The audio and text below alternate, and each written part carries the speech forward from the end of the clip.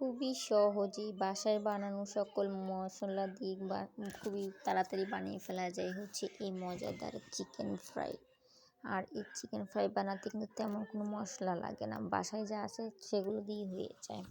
এই তো আমি ফার্স্টে এখানে একটু টমেটো সস, তারপর সয়া সস, আদা রসুন বাটা, হলুদ মরিচ লবণ ধনিয়া গুঁড়ো দিয়ে দিয়েছি। আর আপনারা যদি এটা একটু বেশি মজাদার বানাতে চান তাহলে হচ্ছে এখানে সামান্য একটু বারবিকিউ মশলা দিয়ে দেবেন। আমি একটু বারবিকিউ মশলা দিয়েছি, দিয়ে তারপর ওটা ম্যারিনেট করে 5 মিনিট রেখে দেওয়ার পরে আমি হচ্ছে এটাকে একটু ময়দা দিয়ে আবার বেসনের এর মতো বানিয়ে নিয়েছি। এখানে বেসন আমি আজকে ইউজ করি না, আমি সবসময় বেসন দিয়ে করি, আজকে একটু আটা দিয়ে করেছি। আটাটা করলে মুচমুচে হয় আর বেসন দিয়ে করলে একটু নরম নরম হয়ে যায়, সেই জন্য। তারপর আমি কড়াইতে তেল গরম করে গরম তেলের মধ্যে এগুলো এক এক সবগুলো দিয়ে দিচ্ছিলাম। দিয়ে হচ্ছিলাম উল্টে পাল্টে সুন্দর করে মুচমুচে করে ভেজে নেব।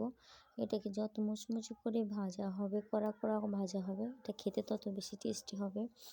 আর এই চিকেন ফ্রাইটা ছোট বড় সকলেই খেতে খুবই পছন্দ করে। আর বিকেলের জন্য একটা পারফেক্ট নাস্তা চিকেন ফ্রাই। আর চিকেন ফ্রাইটা যত ভাজা হয় তত বেশি খেতে মজা হয়। আর আমি একটু কড়া কড়া করে ভেজেছিলাম যাতে খেতে ভালো লাগে, কারণ বাচ্চাদের খুবই পছন্দের একটা জিনিস হচ্ছে চিকেন ফ্রাই।